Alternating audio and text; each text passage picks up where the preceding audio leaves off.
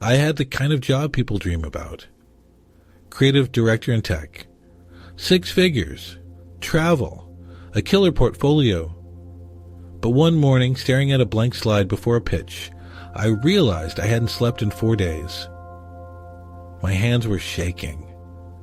And all I could think was, why am I still doing this?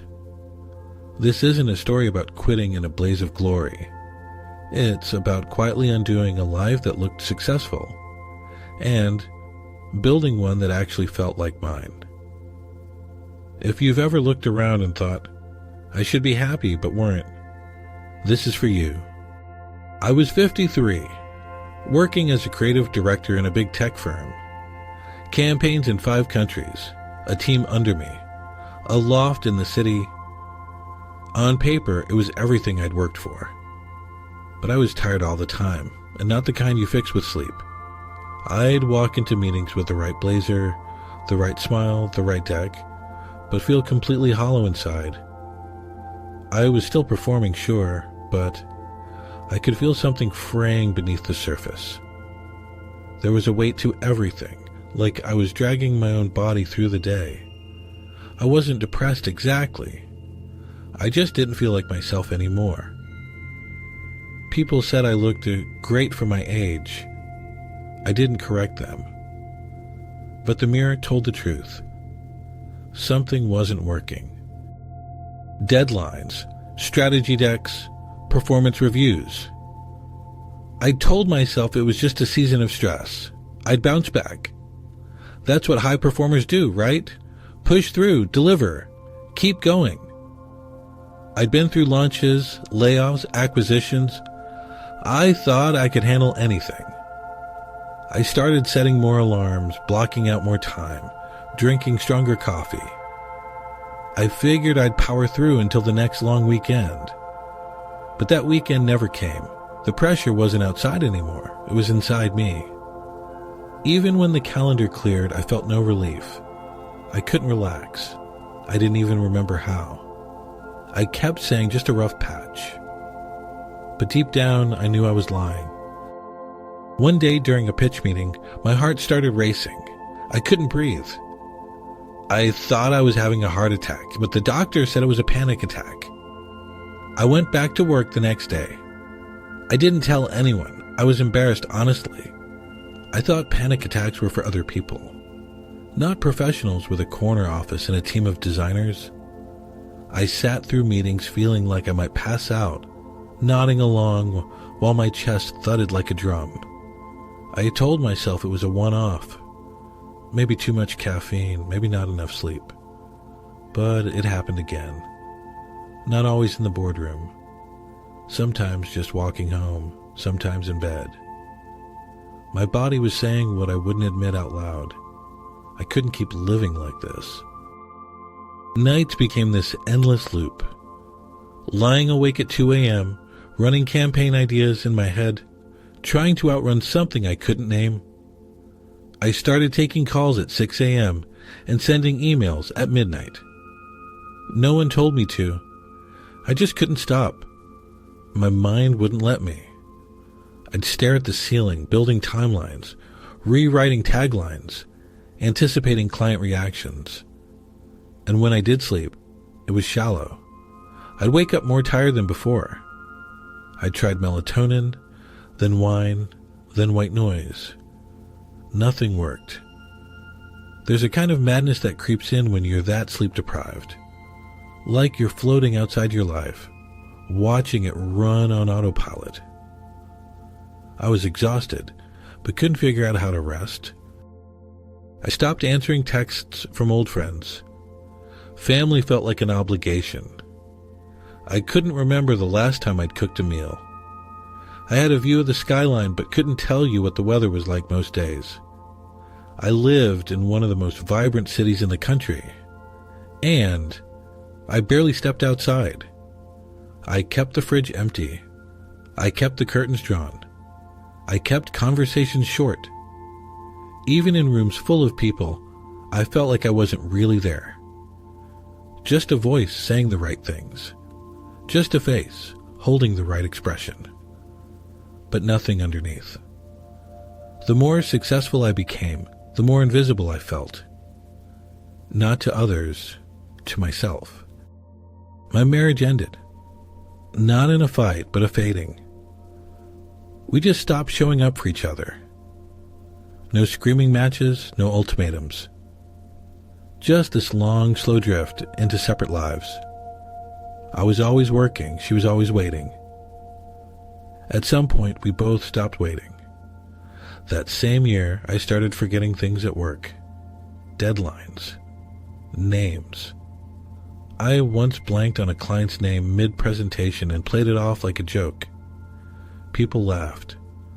I laughed too, but inside I panicked. I started writing more things down, relying on reminders, triple-checking calendar invites. I told myself it was stress.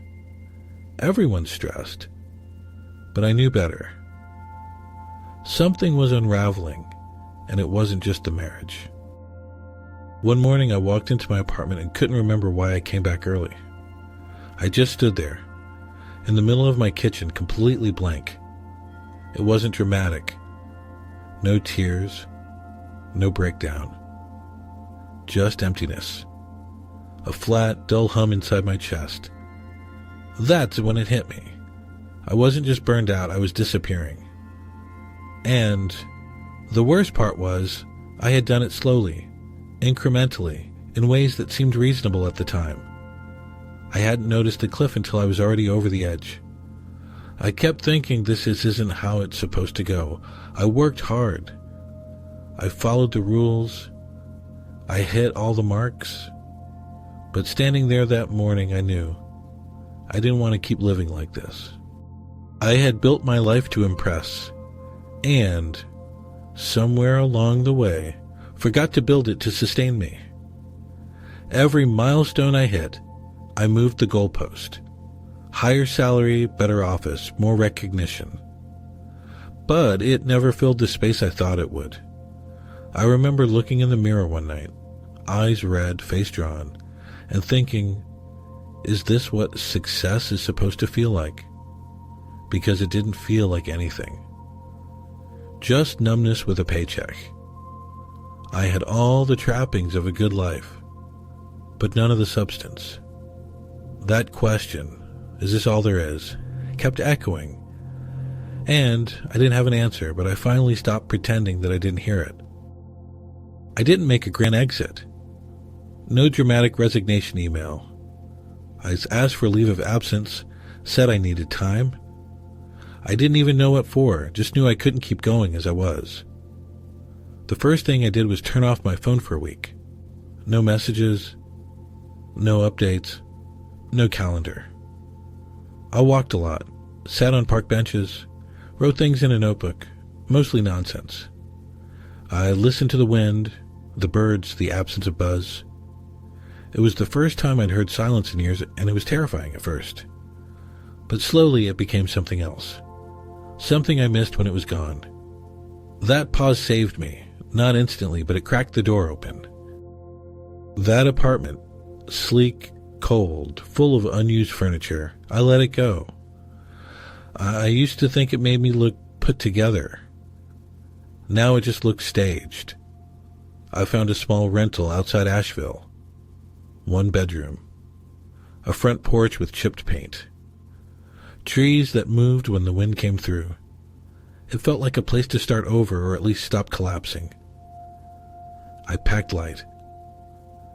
Left most of the furniture behind. I didn't know what came next. And for once, I didn't rush to fill in the blanks. I just let the space be quiet. Let myself be quiet. I thought I'd feel lost without the skyline. But I found I could breathe again. When I picked up freelance packaging work for local makers, I used a different name. Just a simple pseudonym. Not to hide, but to separate. I needed distance from the version of me who only knew how to talk in brand language, who only felt valuable when he was winning pitches. I wasn't sure who I was without the title, the email signature, the carefully curated resume. So I stepped out of it. Under that other name, I could experiment. Make mistakes. Do quiet, useful work. I started remembering what it felt like to enjoy creating something without trying to impress anyone. It wasn't reinvention, it was remembering. I started baking sourdough. It wasn't part of a plan. I just needed something slow, something that didn't come with a deadline or a login. The first few loaves were terrible, flat, burnt. I watched a lot of tutorials, ruined a lot of flour. But there was something grounding about it. The measuring, the folding, the waiting. It taught me patience in a way nothing else had. You can't rush dough. You just show up again and again and trust that something will rise. The smell of bread in the morning, warm, imperfect, mine, became a quiet reminder that not everything needs to scale. Some things are just for living. I hadn't written anything for myself in years. I used to love language, but somewhere along the way, it got buried under slogans and strategy. Then one Thursday night, I found myself sitting in a church basement with a handful of strangers holding a piece of paper with 5 shaky lines about insomnia and shame. I read it out loud. My voice trembled a little. No one clapped. They just nodded, like they got it. That moment stayed with me. It didn't matter if it was good. It mattered that it was honest. I started going every week, not to perform, but to listen. To remember there's still a part of me that doesn't need to sell anything. Some friends were confused. One called and asked if I'd had some kind of breakdown. Another sent me a link to a mindfulness app. A few just stopped reaching out. But then there were the quiet messages. I wish I could do that, someone said. I think about leaving too. I realized people didn't need me to explain. They were projecting their own what-ifs onto me. And that was okay. I wasn't doing this to be understood. I wasn't trying to inspire anyone. I was just trying to stay alive in a way that felt real. Not dramatic. Not heroic. Just real. It wasn't all peaceful walks and creative freedom. Some mornings, the anxiety came back with no warning. Money was tight. I'd sit at my desk and second-guess everything. Should I have stayed a little longer, pushed a little harder? Some days I missed the rush, the structure, the applause. It felt like detox. All the noise I used to rely on, it didn't go quietly. But I kept going, kept showing up. Let the doubts be there without letting them drive. It wasn't about fixing everything. It was about giving myself space to not know, and to still choose differently. One morning I made coffee and opened my laptop, and I realized I hadn't checked my portfolio stats or social media in weeks. I didn't even think to. It hit me like a quiet wave. I didn't care, not in a bitter way, just neutral. I wasn't measuring my value that way anymore. No likes, no comments, no chasing relevance. It felt radical, like stepping out of a game I didn't remember agreeing to play. I didn't delete anything, I just stopped refreshing. And in that absence, I found a little more presence, a little more peace. Designing for local makers isn't glamorous. No press features, no industry buzz. But it's work I believe in. Clean, thoughtful packaging for small batch soap, or honey, or homemade jam. Stuff that feels real. Stuff that someone else cared about enough to bring into the world. And now I get to help it show up well. There's something intimate about that. No middlemen, no meetings about meetings. Just a conversation, a sketch, a solution. It's not sexy, but it's honest. And after years of performance, honest feels like the most valuable thing I have to offer. It was a Tuesday. Nothing special. I made coffee, sat on the porch, read a few pages from a book I hadn't touched in years. I worked for a few quiet hours. No pressure, no second screen. Took a walk before dinner.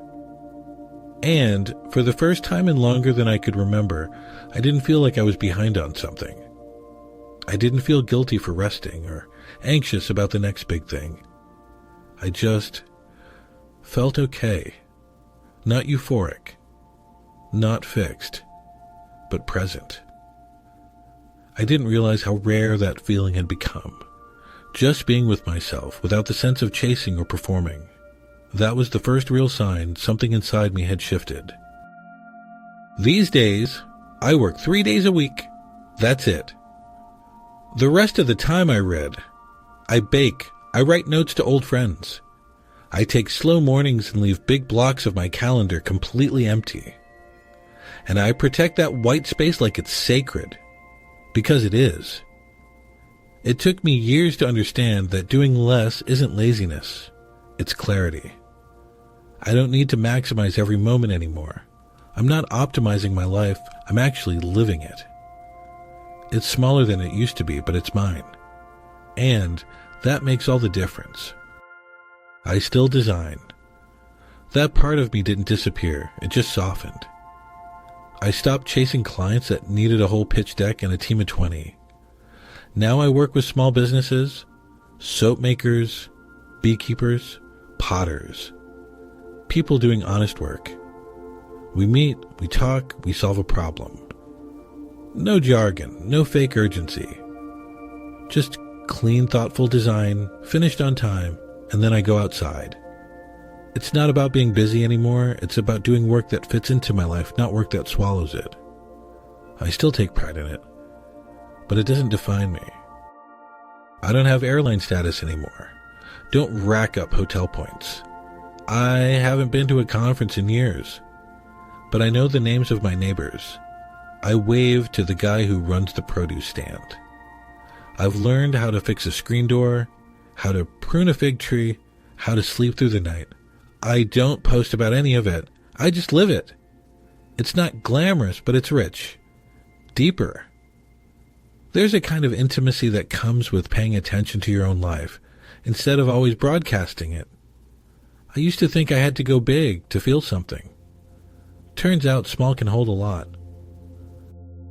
Something unexpected happened when I stopped trying to impress people. I started creating again. Not for approval. Not for clients. Just because I felt like it. I scribbled poems on the backs of grocery lists.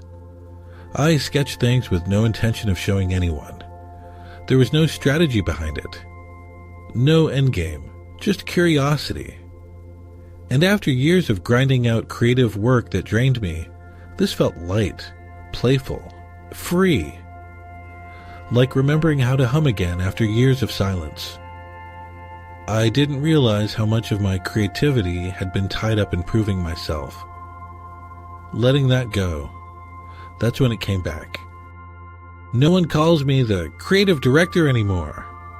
There's no elevator pitch, no list of brands I've worked with. Around here, I'm just Chris. The guy who brings sourdough to the potluck, who helps the coffee shop down the road with their labels, who sometimes reads something a little raw at poetry night. And that's enough. I used to think I had to be impressive to be seen. But now, I think being seen has more to do with presence than performance. It's strange. I'm quieter now, less important. But somehow I feel more known. The people in my life don't admire me. They just know me, and honestly, I'll take that. I don't track growth anymore. Not in revenue, not in followers. I measure my life in different ways now. In slow mornings where I actually taste my coffee. In work days that leave me with energy, not depletion. In evenings without screens. In friendships where no one's performing. That's the real win. Not escaping burnout by building something new to chase, but by no longer needing to chase at all. I still have ambition, but it's quieter now, rooted. It's not about climbing anymore. It's about staying in my body in the moment in a life that fits. Sometimes people ask if I ever regret walking away, and the honest answer is no. But that doesn't mean it was easy. I didn't solve everything. I still have rough days. I still worry sometimes that I threw away something people spend their whole lives trying to build. But what I got in return was freedom. Not the kind that comes from a windfall or a headline. The kind that comes from no longer pretending. I stopped acting like I was fine when I wasn't. I stopped pretending the title made me whole. And that honesty gave me a life I can actually live in. If someone's on the edge, tired, unsure, quietly breaking, I don't tell them to quit their job or run to the woods. I just say, start loosening your grip. One piece at a time. Say no once. Take one thing off your calendar. Turn your phone off for an hour. Let something be unfinished. That's where it begins. Not with a leap, but with a pause. The world won't applaud you for slowing down, but your body will. Your mind will. You don't have to burn it all down. You can just make a little space in and let the quiet show you what's still alive in you. It didn't happen fast, but it happened. If any part of this story felt familiar, if you've ever questioned the pace or the cost of the life you built, I hope you'll stick around. You can subscribe if you'd like to hear more stories like this, and maybe leave a comment below. I'd really love to know, what's one thing you've let go of, or want to, that no longer fits who you are? And if you're drawn to quieter lives, to honest work and thoughtful change, I think you'll appreciate Mark's story too. He walked away from tech and found his way back to woodworking. You'll find his story right after this one.